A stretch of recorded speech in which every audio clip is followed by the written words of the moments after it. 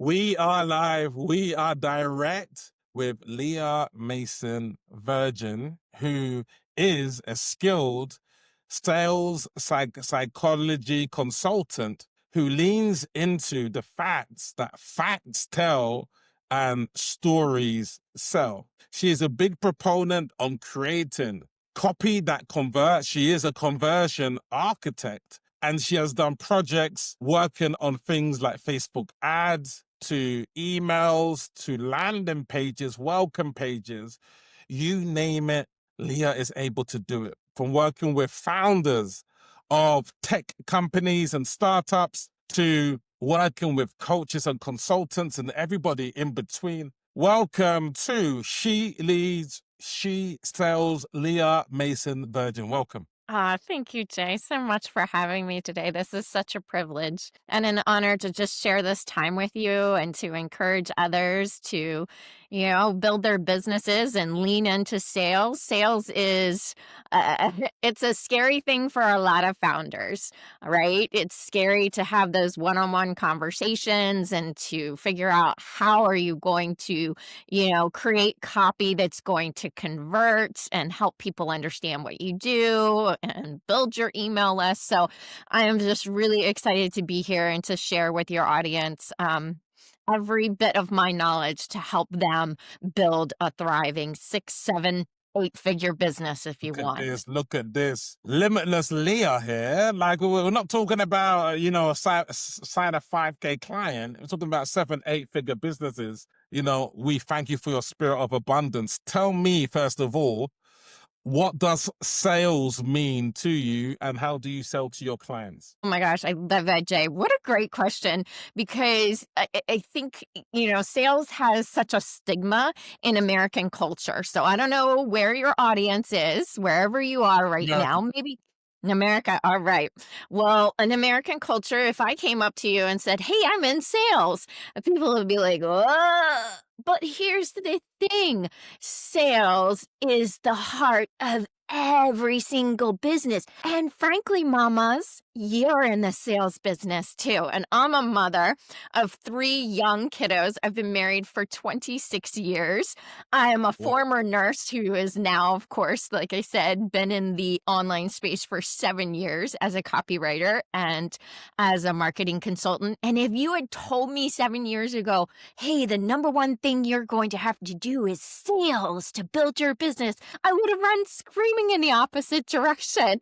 But sales is our heart blood of everything. We don't have sales, we don't have a business, right?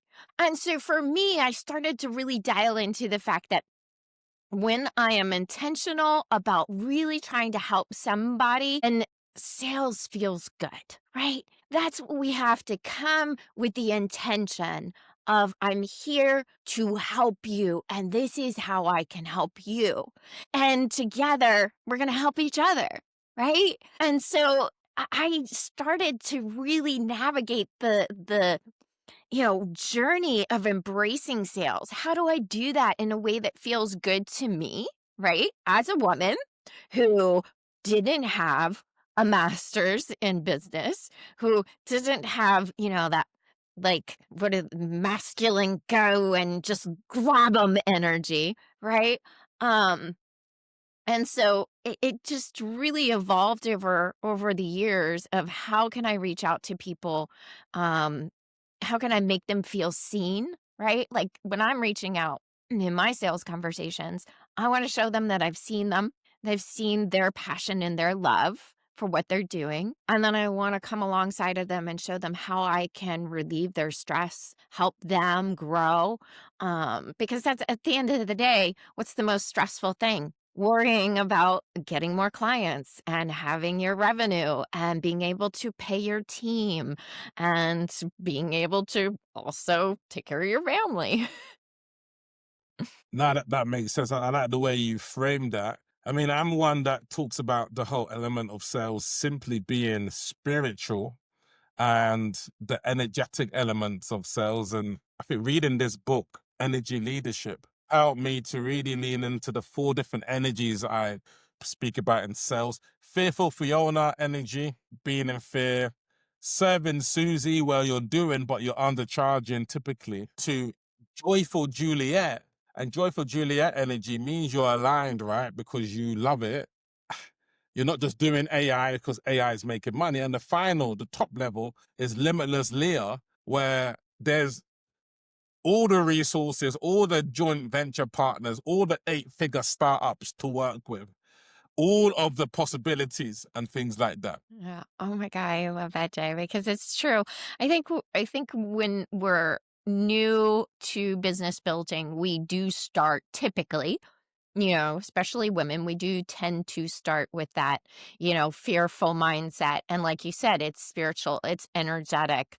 And I do believe that when we sit down and we say, and we look for a potential clients to reach out to, is the energy that we're having when we're reaching out to them. And for me personally, I love to be prayerful and intentional about the people that I reach out to, that I align with, that I work for, because I just posted about this the other day.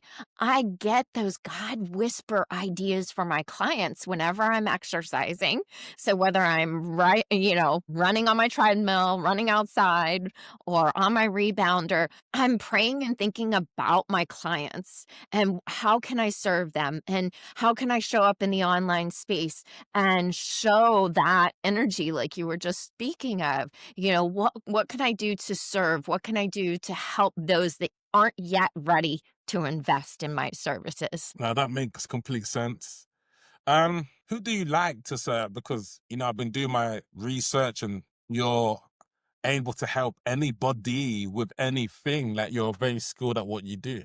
Tell me, who's ideal for you? Who do you most like to work with? Who do you get the best results for? Oh, goodness, you're right, Jay. I know I tell my clients this all the time. Clarity, precision, reach out and share to that one person, right, that you want to help.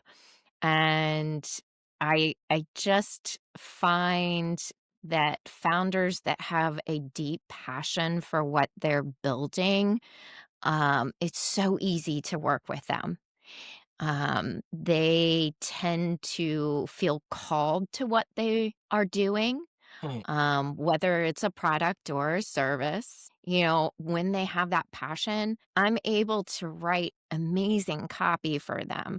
I'm able to give them a marketing strategy that feels so aligned with them, because we're really channeling and funneling that energy in a way that it's so easy, right? We're not going against the current. So does that look like a 7-figure, 8-figure type client? Where do you find, are they on LinkedIn? Like, let's dig a bit deeper into them. Oh, well, for me, it's funny because it's often a almost spiritually led, because I've had brand new female coaches who just was in a networking group locally that, she was like, oh, I could really use a nurture sequence for those that get on my email list. All the way to I'm scrolling through Instagram and I see somebody, who's a fitness instructor, right? Like it's interesting how we can be really open to what God or the universe, whatever your belief system is bringing to you, but you have to be open to it. You have to be out there actively working on cultivating your leads and nurturing your leads. Funny enough, here's a side story for you. I I have a potential client that I've been talking to for, oh gosh, it's now been 2 months. And I first reached out to him because I said, "Here's the thing. He's in the self-defense area." And I said, "You are pushing females away from a really great self-defense product." I'm trying not to reveal who this is because I'm not yet aligned and working with him. But I sent him a video and I said, here's the things that you're saying in your copy that's making females not want to invest in your product. And I said, but your product is so amazing. And we've been sort of just staying in touch. I'm on his email list. I emailed him back because he just published a book. And he said, "Wow, you're not giving up on working with me, are you?" I said, "No, because I'm so passionate about you have this amazing product and you're not selling it to women the way they need. Your copy isn't going to convert for women." So I think that we need to have that in mind with our sales as founders. Like we need to be nurturing in a way that we're not just out to get. I'm out to make sure that he gets this segment of population that is going to benefit from his product, right? And so we can have that long term build up with our sales systems and with our copy. And the nurture doesn't even have to be complex, right? It was literally me just sending a 30-second congratulations on your new book. I can't wait to see it. That's it, right? I wasn't even pitching him again. But he's like, "I'm gonna talk to you in the new year. You're not giving up, are you?" No, I'm not. Yeah, I think there's a big thing in terms of what you are describing, the whole element of live coaching, live insights, because in a scene where it's full of skepticism and it's full of distrust, I think the way to really get that trust is by providing what I call results in advance. Oh, results in advance. Yeah, Oh, I because love results in that. advance cannot be manipulated. It's like, hey, look, these are some insights, and it's very specific ways in which people can grow and things of that nature. So I love the fact that you are skilled and you provide insights and you really love people. I think that's very powerful. Yeah, it's one of the things that I feel like you said, prior to even being in a formal contract, talk to a brand new um founder. And I said, "Look, you're not ready for me," because his email list didn't have many on his email list. I said, "But here are the following things that you can do. Here's a marketing strategy and some ideas. Here's some sales, yeah, verbiage that you can use. And then when you're ready, you circle back to me and we're going to launch this and it's going to be amazing." So you're right. Like we can provide for even the brand new that don't yet have anything, because eventually he's going to be ready and I'm going to be there ready to work with him, whether that's next year or the year after. It doesn't matter, because that needs to be our sales mindset, right? Is that long-term relationships and investing in somebody, those who water will themselves be watered, as I like to quote. No, 100%. I do believe that yes lives in the land of no. And so, yeah, that's part of it, right? Let me know, what's the differences between selling to men and women? Like, what is the difference? Yeah. Oh, that's an interesting question. I like that. Um, I find men are much more comfortable with being sold to. Okay. Sold. Yeah. I find that women tend to be more defensive, right? So if you're showing up and you're pointing out areas of improvement where you can contribute from whatever your business is. Let's say you're a funnel builder Yeah. and you reach out to a female founder or coach and you say, "Hey, here's what I'm seeing that's potentially broken in your funnel." I find that they tend to be a little more defensive and not really open to having cold pitches, right? They don't tend to like people just show up in their DMs. I think they tend to be a little more emotionally connected to their messenger system. I've seen posts in LinkedIn about it, and men don't tend to be that way. They tend to be much more like, "Hey man, I'm not really interested in your service right now, but thanks for reaching out." There's a less emotional connection to a cold pitch, right? And so I do find myself being a little more sensitive to female coaches and female founders when I'm reaching out to them. I feel like I do have to be more intentional with my words, more careful. Whereas when I'm reaching out to a male founder, it's much more like, hey, this is what I'm seeing. Like your nurture sequence isn't really nurturing. I'm seeing your about page isn't really dialed in. Like these are the things that I can really help you with. And they're like, "Okay." And it's just like, "Okay," or it's like, "Hey, man, not right now," or "I have somebody in-house. I'll bring that up with them." And it's like, "Okay, no worries, circle back to me if you ever change your mind."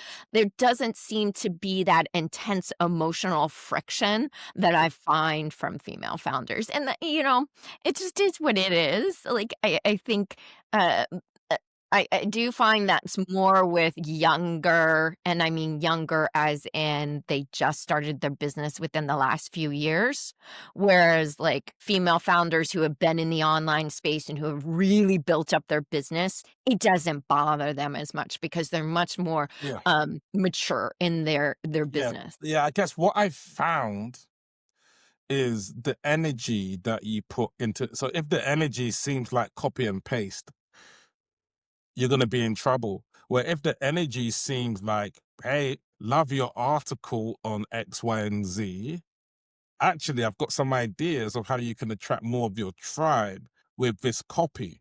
Do you mind if I share it? It's just a case of not particularly clingy and you're adding value. And look, yeah, someone might be interested, someone might not be, but it's like you are positioning it as something like, hey, look, I've got some value, where if it's a straight up pitch, then people might not see the value of it. Or if it is a pitch, it better be something value based. Come to my workshop, or come, here's a resource. Would you like to have a look at it? Like it, so it's the energy behind it is what I've seen selling to women. Yeah, I agree. That's very well said. Like you said, it's like, you're showing up with something of benefit for them, that alignment is there. And often, the other day I reached out to somebody and we're going to have a conversation soon, and then I stumbled on her because I was researching a product to help my husband get over a cold, and I stumbled on a YouTube video of somebody talking about that product who then mentioned this founder's business. I went to that founder's business, started looking at her website, looking at her passion, why she created this product. And I was like, I want to help her. This is amazing. And I emailed her, and I came from that energy. I was like, "Oh my God, you wouldn't even believe how I found you. Here's the story of how I found you, and this is why I want to help you. And I can see that you're doing XYZ."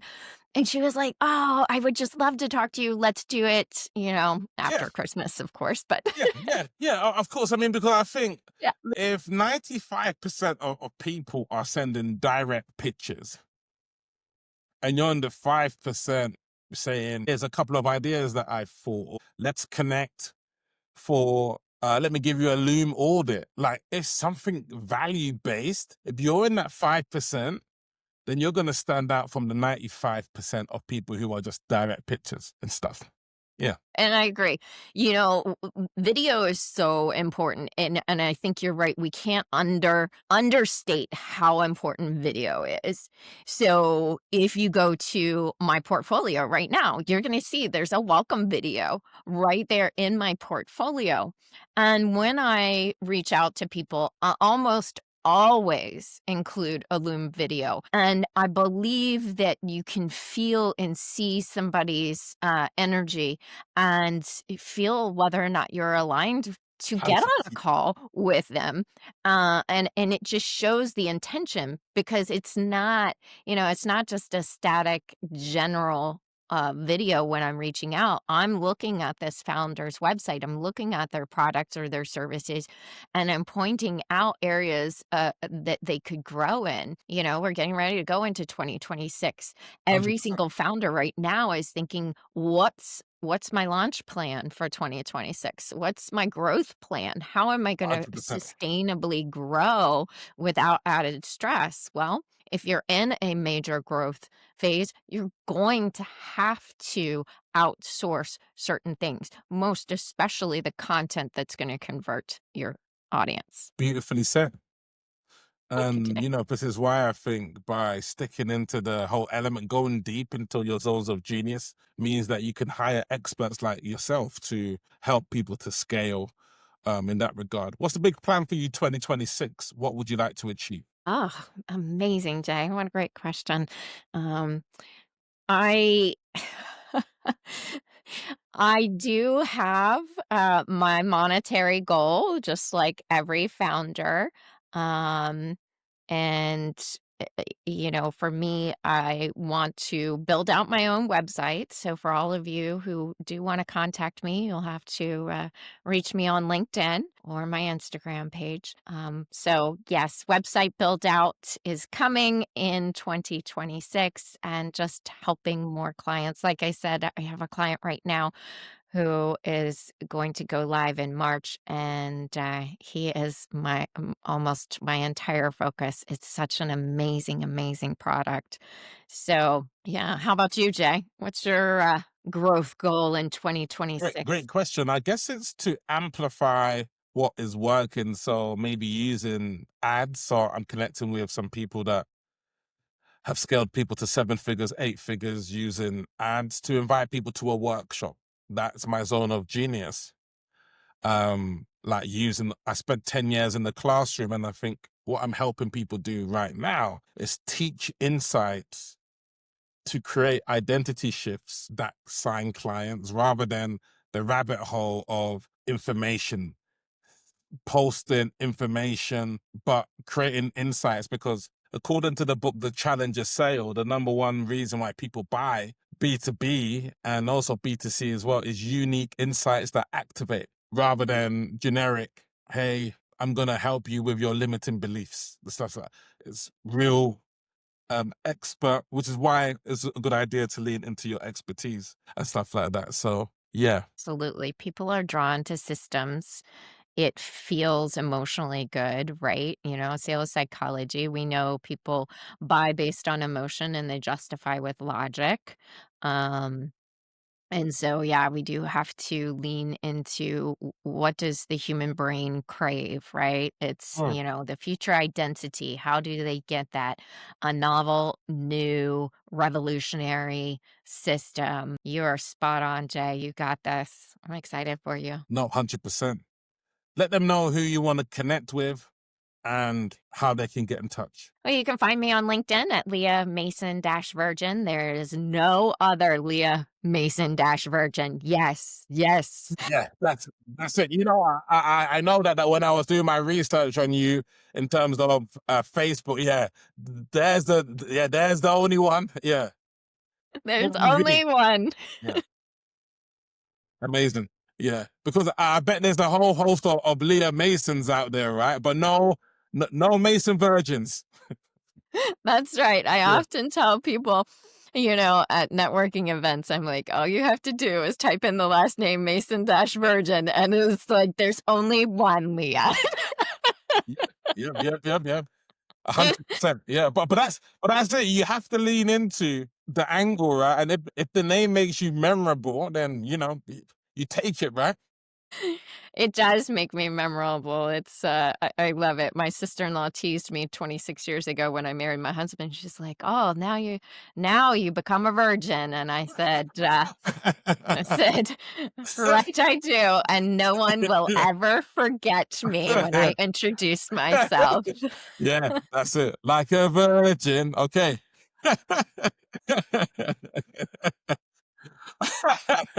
Amazing. Cool. Great to connect with you. Really love your blender actually of masculine and feminine. Like you got both, I think, which is beautiful Thanks, and stuff. Jay. So I really amazing to appreciate connect. you. This is such a powerful thing. So glad you're doing this. No worries. Leah Mason-Virgin, everybody. She sells. Whew, that's Leah. Another episode